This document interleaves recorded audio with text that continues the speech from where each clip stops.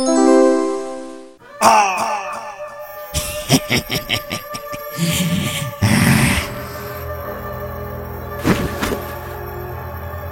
পর্বের random shout আউটের বিজয়ীরা হচ্ছেন দেবপ্রিয়া, কৃষ্ণ, রণজিৎ, সাহেব পূজা মণ্ডল এবং Swapan. Congratulation to all of you. আপনিও যদি চান আপনার নাম আমরা পরবর্তী গল্পের শুরুতে মেনশন করি, তাহলে এখনই আমাদের চ্যানেলটি সাবস্ক্রাইব করে কমেন্টসে আপনার নাম লিখে ফেলুন। ভাগ্যবান হলে আপনি হতে পারেন আমাদের পরবর্তী গল্পের র্যান্ডম শাউট আউটের বিজয়ী।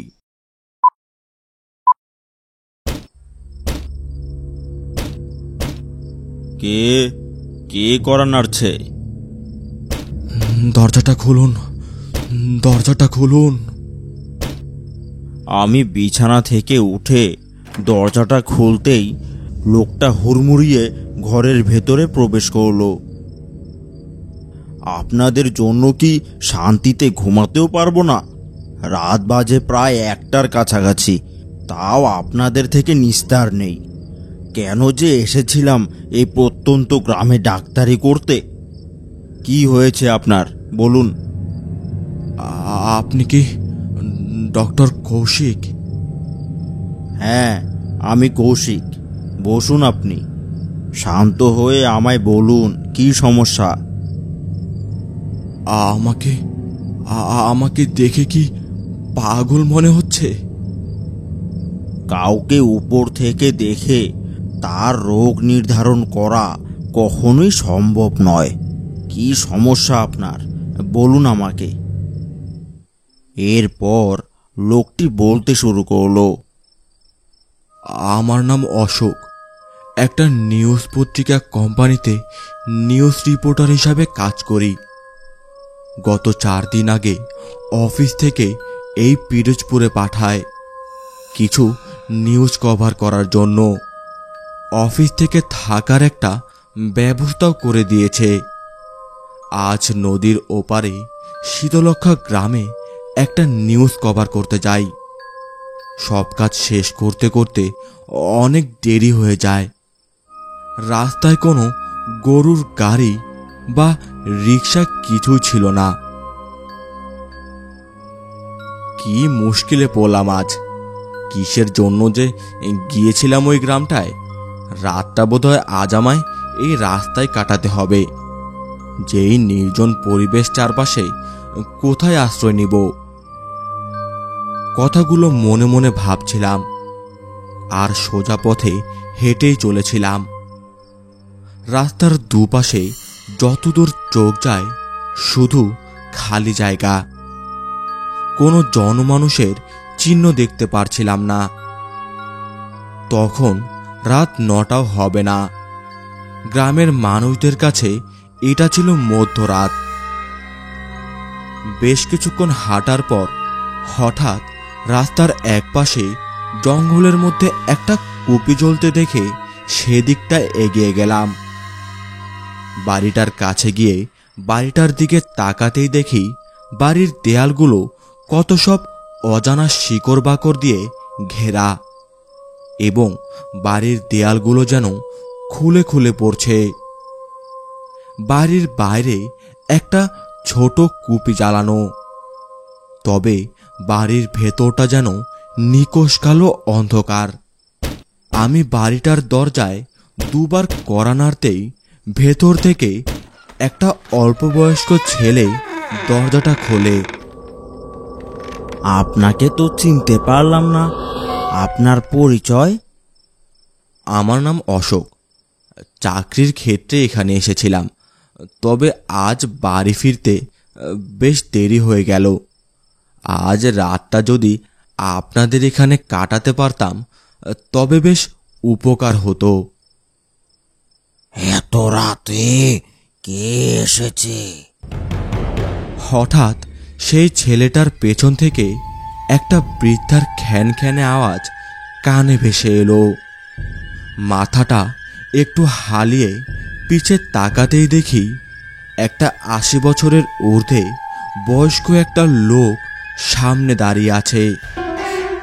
তবে আশ্চর্যকর বিষয় হলো লোকটার চোখ দুটোর পাপড়িগুলো নিখুঁতভাবে সেলাই করা।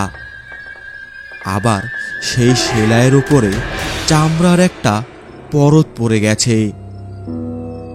লোকটাকে দেখে আমার মুখের হাসিগুলো নিমিষেই মিলিয়ে গেল। বুঝতে পারলাম লোকটার দৃষ্টির সাথে চোখ দুটোও নেই।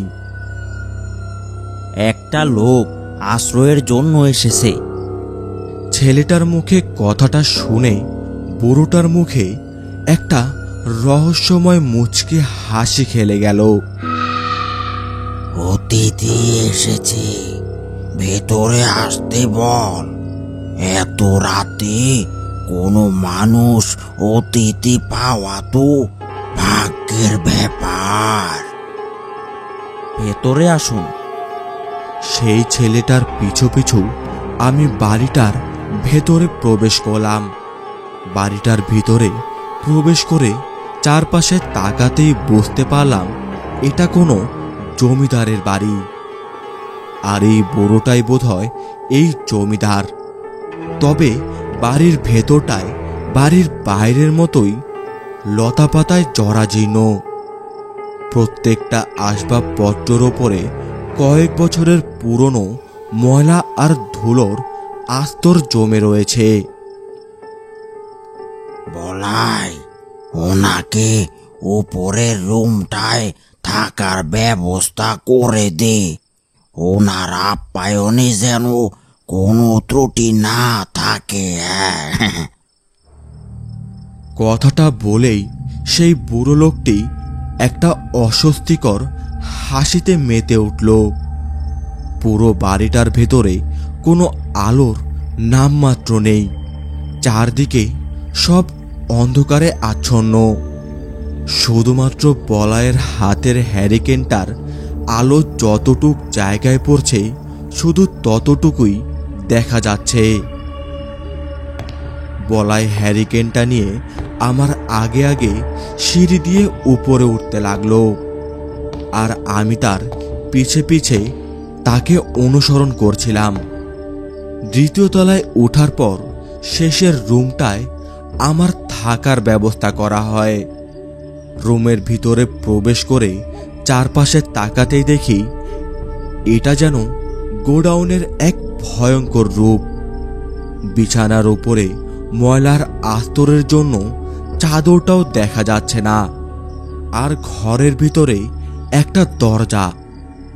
বুঝতে পারলাম এটা হয়তো বাথরুম হবে, তবে সেই দরজাটার ছিটকিনি আটকানো। অনেক দিন থেকে কেউ থাকে না এই ঘরে। আপনাকে একটু কষ্ট করে রাতটা কাটাতে হবে। হ্যাঁ, রুমটা দেখেই বোঝা যাচ্ছে বহুদিন ধরে হয়তো কোনো মানুষের স্পর্শ পড়েনি এখানে। আপনাকে খেতে দেওয়ার মতো কিছুই নেই বাড়িতে। সকাল হলে একটা ব্যবস্থা করে দিতে পারবো। আপনাকে এগুলো নিয়ে ভাবতে হবে না। আমার ব্যাগে কিছু শুকনো খাবার আছে, সেগুলো দিয়েই রাতটা চলে যাবে আমার। ঠিক আছে, আপনি বিশ্রাম করুন। আমি এখন আসি। এই হ্যারিকেনটা এখানে রেখে গেলাম। বলাই চলে যেতেই আমি আমার ব্যাগপত্র রেখে বিছানার উপরে একটা কাপড় বিছিয়ে সেখানে শুয়ে পড়লাম। সারাদিনের পরিশ্রমের ফলে বিছানায় শোয়ার সাথে সাথেই জগতের সব ক্লান্তি এক হয়ে চোখ দুটো বন্ধ হয়ে গেল। হঠাৎ ঘুম ভেঙে গেল। খেয়াল করলাম কোথায় যেন টপ টপ করে জল পড়ছে। বুঝতে পারলাম বাথরুমের কল থেকেই টপ টপ করে পড়ছে জলটা। বিছানা থেকে উঠে আস্তে আস্তে সেই বাথরুমটার দিকে এগিয়ে গেলাম। বাথরুমের ছিটকিনিটা খুলে একটা ধাক্কা দিতেই দরজাটা একটা ক্যাচ শব্দ করে খুলে গেল, আর সাথে একটা বীভৎস গন্ধ বেরিয়ে আসলো। হ্যারিকেনটা হাতে নিয়ে বাথরুমের ভিতরে প্রবেশ করলাম কলটা বন্ধ করার জন্য। আর তখনই হ্যারিকেনের আলোতে যা দেখলাম তা দেখে শরীরের ভেতর একটা শিহরণ খেলে গেল। দেখলাম কল থেকে টপ টপ করে যেটা পড়ছে সেটা জল নয়, অন্য কিছু, একদম টকটকে লাল, যেন কোনো জ্যান্ত মানুষের শরীর থেকে রক্ত বের হচ্ছে। বাথরুমের মেঝেতে রক্তের চারপাশ মেখে রয়েছে, কোথাও আবার রক্ত জমাট বেঁধে কালো বর্ণ ধারণ করেছে।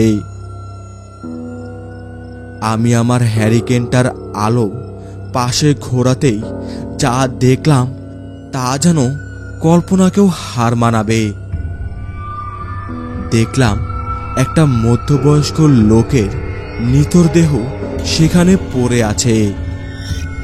দেহ বললে ভুল হবে, এটা যেন একটা পচা মাংসের স্তূপ। দেহটার শরীরের প্রত্যেকটা অংশ বিচ্ছিন্ন করা, আর সেই দেহটার শরীরের সমস্ত রক্তই পুরো বাথরুমের মেঝেতে ছড়িয়ে রয়েছে। এগুলো এগুলো কি দেখছি? কি এগুলো? কোথায় এসে পড়লাম? কোথায় এসে পড়লাম আমি? আমি সেই বাথরুম থেকে বেরিয়ে ঘর থেকে বের হওয়ার জন্য দরজাটার কাছাকাছি যেতেই সেই বুড়োটার পায়ের ঠক ঠক শব্দ ভেসে আসতে লাগলো।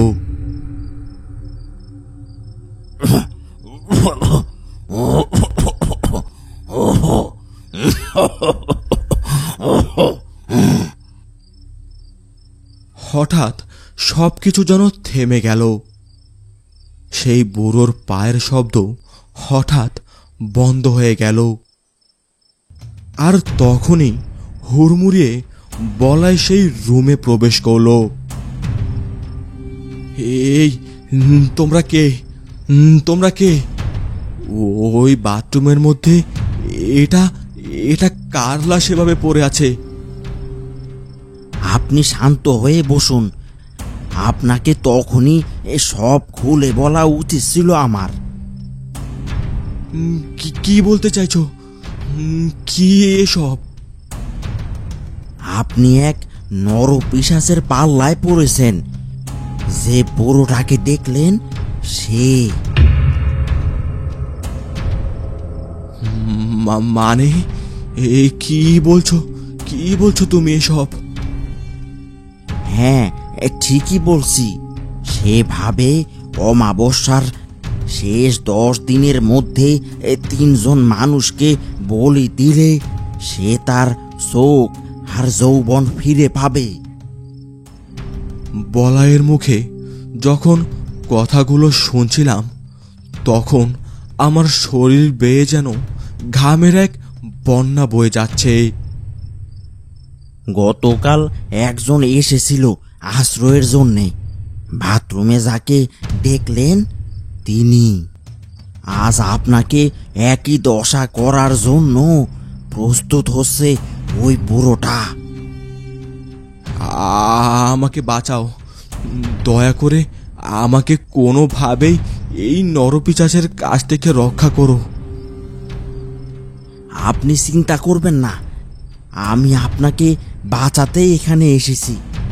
আমি এখন বেরিয়ে যাওয়ার পরেই দরজাটা শক্ত করে ভেতর থেকে লাগিয়ে রাখবেন, আর ভুলেও কোনোভাবে এই বাড়িটা ছাড়ার চেষ্টাও করবেন না।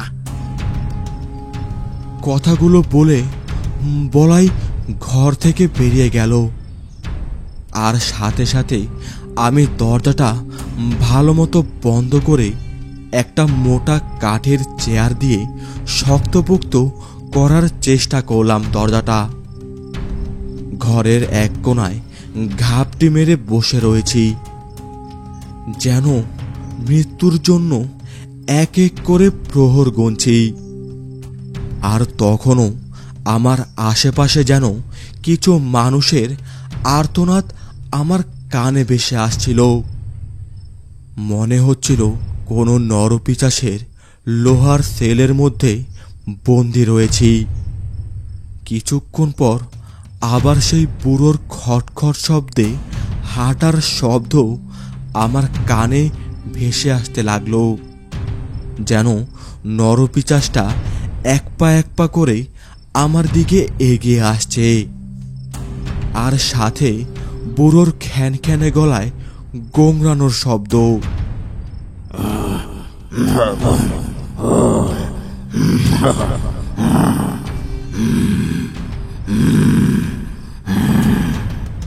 বুড়োর একটু একটু করে এগিয়ে আসার শব্দ যেন আমার বুকের কম্পন একটু একটু করে বাড়িয়ে তুলছিল।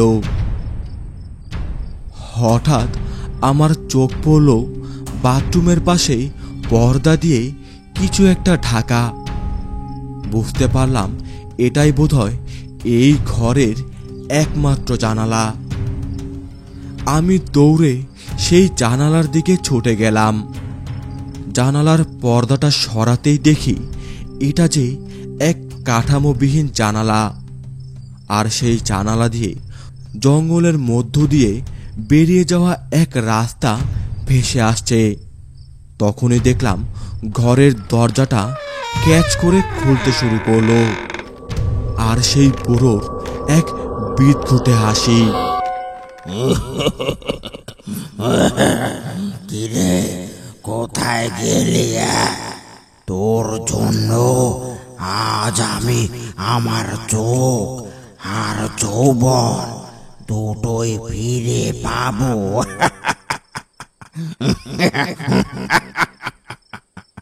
তুমি চিন্তা করো না খুড়ো, এই বকরা কোথাও যাচ্ছে না। ওকে যে আমি বাঁচানোর মিথ্যে আশ্বাস দিয়ে রেখেছি। দরজার পিছন থেকেই কথাগুলো ভেসে আসতেই আমার বাঁচার আশঙ্কা যতটুকু ছিল সব ভেঙে চুরমার হয়ে গেল। বলাই আমাকে মিথ্যা বলে এখানে আটকে রাখতে চেয়েছিল। ওরা দুজনই হলো নরপিশাচ। আমি আর কোনো কিছু না ভেবে জানালা দিয়ে এক ঝাঁপ দিলাম, আর নিচে এক ঝোপের মধ্যে দমড়ে মুচড়ে পড়ে অজ্ঞান হয়ে গেলাম। কিছুক্ষণ পর আমার চোখ খুলতেই সেখান থেকে উঠে এক দৌড় লাগালাম। শরীরের সমস্ত শক্তি যেন আমার জন্য পর্যাপ্ত হচ্ছিল না। পিছনের দিকে তাকিয়েই বাড়িটার দিকে তাকাতেই দেখলাম পুরো বাড়িতে দাউ দাউ করে আগুন জ্বলছে, আর তার ভেতর থেকে সেই ছোকরা আর বুড়োর আর্তনাদ ভেসে ভেসে আসছে।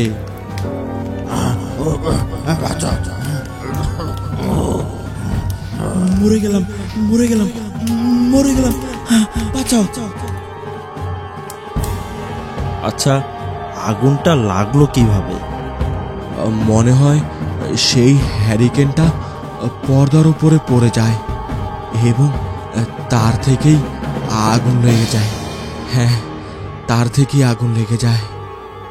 হ্যাঁ, ওভাবেই লেগেছিল। মানে আপনি জানলেন কিভাবে? হঠাৎ খেয়াল করলাম আস্তে আস্তে আমার শরীরটা যেন হাওয়ায় মিলে যাচ্ছে। অশোক বাবু, আপনি যেই ঘটনাটা বললেন তা একদম সত্য। তবে সেদিন আপনি সেখান থেকে আর বেরিয়ে আসতে পারেননি। আজ থেকে 10 বছর আগে ঠিক এই দিনে আপনি ওই বাড়িতে আশ্রয়ের জন্য যান। তবে ওই বাড়িটা গ্রামের সকলের কাছে এক রহস্যের নাম ছিল। ওই বাড়িতে 2 জন লোক থাকত যারা ব্ল্যাক ম্যাজিক নিয়ে চর্চা করত। কিন্তু সেদিন আপনি সেই বুড়োদের হাতেই খুন হন এবং আপনাকে দিয়েই তারা ব্ল্যাক ম্যাজিক করেছে।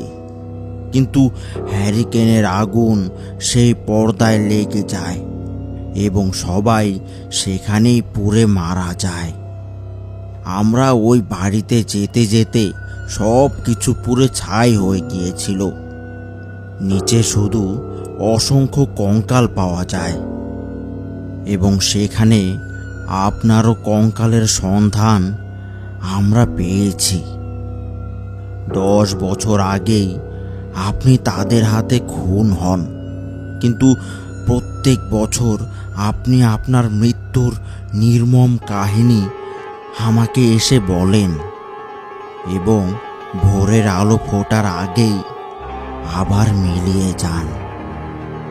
ডক্টর তার কথা শেষ করতেই দেখলাম আমি আস্তে আস্তে হাওয়ায় মিলিয়ে যাচ্ছি।